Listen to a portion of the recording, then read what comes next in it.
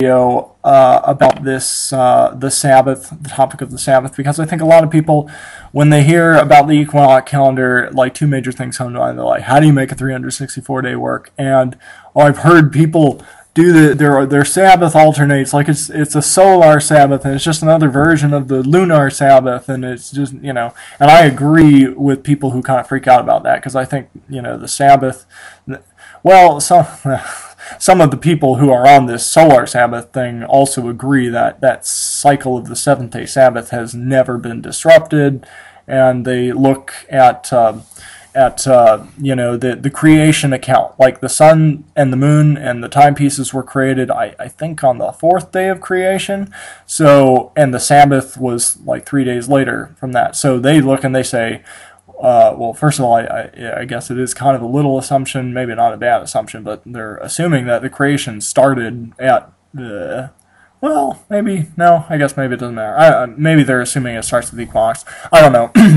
But the main thing they say is the Sabbath is, you will always know when the Sabbath is. It's 3 days from the solar equinox. Like, if the Creator created these timepieces on the fourth day of creation, then you just count 5, 6, 7, and there you are at Sabbath. And sometimes the equinox moves around, and you end up having your Sabbath on different days of the week, and it's weird, and this perfect 7-day cycle is broken. And I'll put a link for a video, I think, of someone who describes the aspects of how that 7th-day cycle, really doesn't get broken, and does a good thoughts on that. But the beauty is with the Enoch calendar, it doesn't get broken. And I should mention, I've recently discovered that some people on these solar calendars they're going off of the Google proclaimed equinox. Which has been proved wrong with people using sundials and stuff. I'll include videos for that. So, I mean, that's why their Sabbath is off. That's why it changes every year. But actually, when you look at the sundial, it works out perfectly. It's kind of really beautiful and amazing. Like, the equinox always happens on a Wednesday.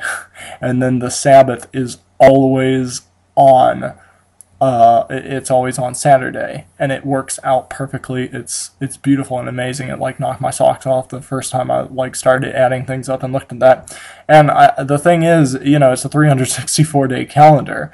I remember my wife and I were laying in bed one night, and we're like, well, if it's trying to make sense of how the Sabbath doesn't move and this 364-day calendar, we're like, well, if the Sabbath doesn't move, one of the things, it's gonna, 364 is gonna have to be divisible by 7. And we were thinking, oh, we got too late to do the math. I'm not gonna grab a calculator, and we just tried to do it in our head real quick, and all of a sudden we burst out laughing because of course it's divisible by 7. It's 52. That's that perfect 52 weeks. And I think Enoch might or may not talk about that. I mean, I know Book of Jubilees talks about that, but 52, I think 52 weeks in a year, I think, is a common number for anyone who's ever looked at their salary or this kind of pay stubs or stuff like that.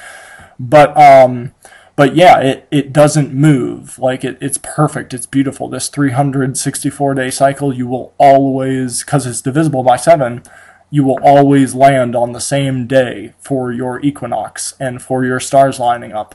And the Sabbath will always land on the same day, 3 days later on the Sabbath. And it's just amazing, amazing, amazing. And I could not, I had to throw that out there. So shalom and Yah bless.